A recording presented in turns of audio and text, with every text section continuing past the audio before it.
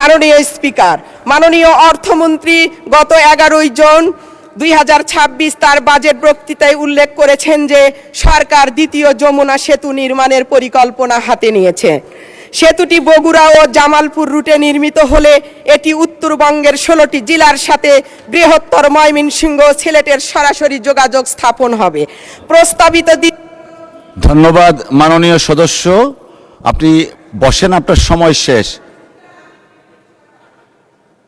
আচ্ছা ঠিক আছে, আর 1 মিনিট দেয়া হলো আপনাকে, শেষ করেন দয়া করে।